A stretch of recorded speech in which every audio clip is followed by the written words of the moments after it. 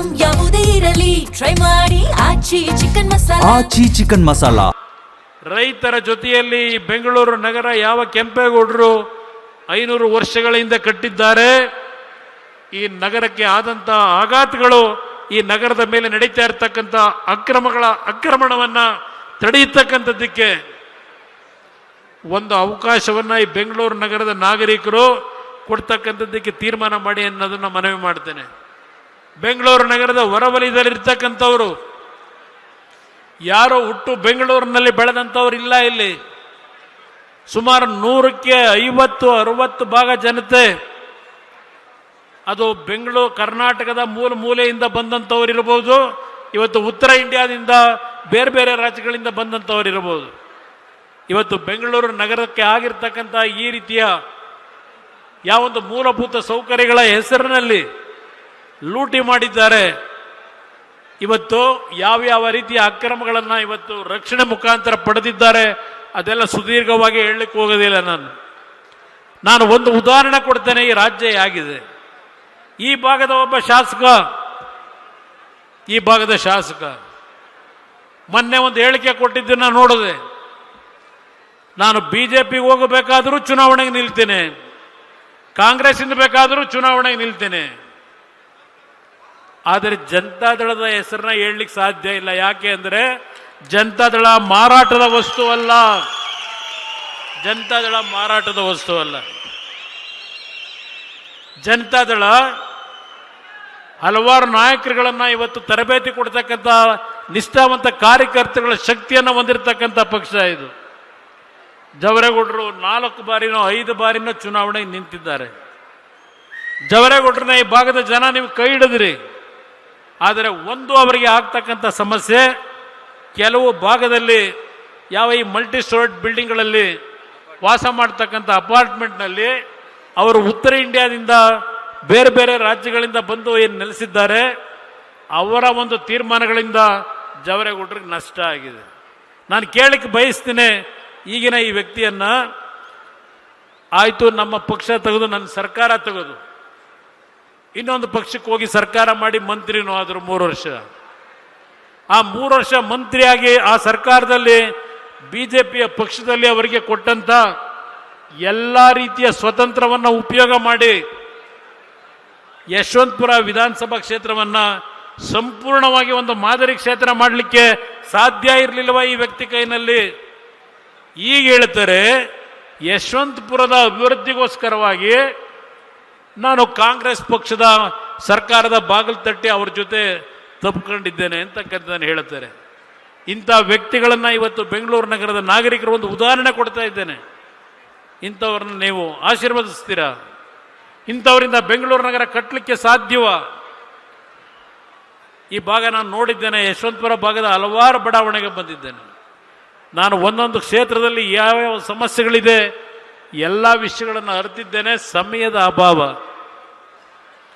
ನಾನು ಅದರಿಂದ ಇವತ್ತು ಹೆಚ್ಚಿನ ಸಮಯವನ್ನು ತೆಗೆದುಕೊತಾ ಇಲ್ಲ. ನನ್ನ ಕಾರ್ಯಕರ್ತರಿಗೆ ಕೈ ಜೋಡಿಸಿ ಮನವಿ ಮಾಡ್ತೇನೆ, ನೀವು ಮನಸ್ಪಟ್ಟು ನೀವು ಪ್ರತಿಯೊಂದು ವಾರ್ಡ್ಗಳಲ್ಲಿ ದಿನಕ್ಕೆ 1 ಗಂಟೆ ನಿಮ್ಮ ಶ್ರಮ ಹಾಕಿ.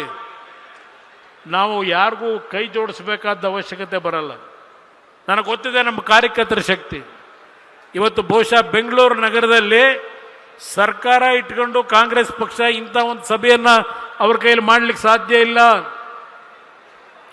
ಅವ್ರ ಕೈಯಲ್ಲಿ. ಅದರಿಂದ ನನ್ನ ಕಾರ್ಯಕರ್ತರು ಇವತ್ತೇನು ಚಳಿ ಬಿಟ್ಟು ಕೆಲಸ ಮಾಡಿದ್ದೀರಿ, ನಿಮ್ಮ ಶಕ್ತಿಯನ್ನು ನಿಮ್ಮ ವಾರ್ಡ್ಗಳಲ್ಲಿ ಇವತ್ತು ಸದೃಢವಾಗಿ ಬೆಳೆಸ್ಕೊಳ್ತಕ್ಕಂಥ ನಿಟ್ಟಿನಲ್ಲಿ ನಿಮ್ಮ ಶ್ರಮ ಹಾಕಿ.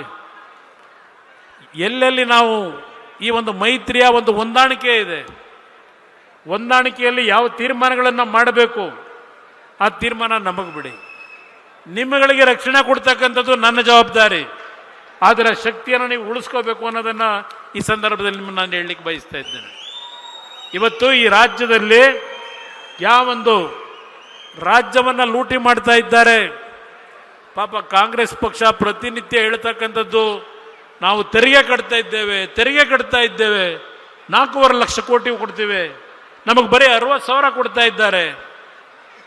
ಇದು ಇವತ್ತು ಬಂದಿರೋ ವ್ಯವಸ್ಥೆ ಅಲ್ಲ. ನೆಹರು ಅವರು ಪ್ರಧಾನಮಂತ್ರಿಗಳಾದಾಗ ಆ ಫೈನಾನ್ಸ್ನ ಒಂದು ಆಯೋಗಗಳನ್ನು ರಚನೆಯನ್ನು ಮಾಡಿದ್ರು.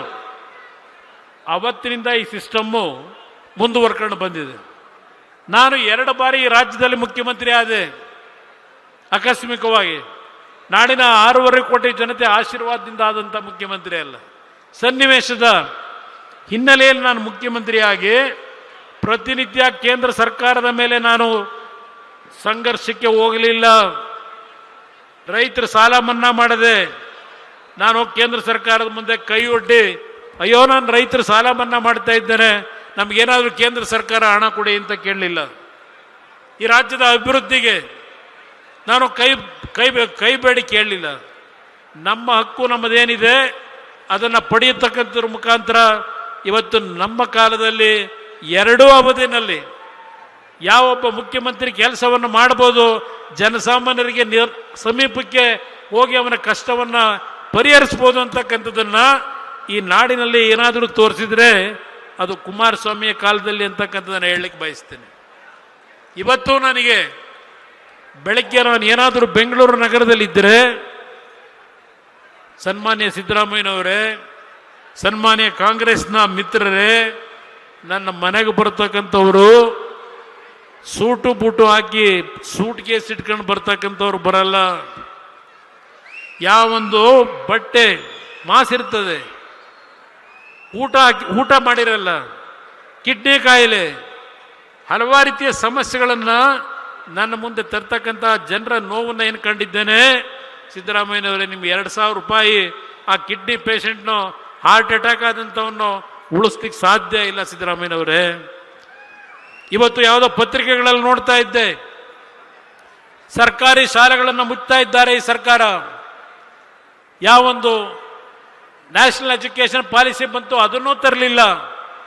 ಈಗ ಅದು ಯಾವುದೋ ಪಾಲಿಸಿ ತರ್ತೀವಿ ಅಂತ ಹೋಗಿ ಖಾಸಗಿಯ ಶಾಲೆಗಳನ್ನು ನಡೆಸ್ತಕ್ಕಂಥವರಿಗೆ ಸಂಪೂರ್ಣವಾಗಿ ಬಲ ತುಂಬಿ ಬಡ ಮಕ್ಕಳು ಓದದಿರ್ತಕ್ಕಂಥ ಪರಿಸ್ಥಿತಿಯನ್ನು ಇವತ್ತು ಯಾವ ಸಿದ್ದರಾಮಯ್ಯನವರು ನಾನು ಅಹಿಂದ ನಾಯಕ ಬಡವರಿಗೋಸ್ಕರ ಇದ್ದೇನೆ ಅಂತ ಹೇಳ್ತೀರಿ.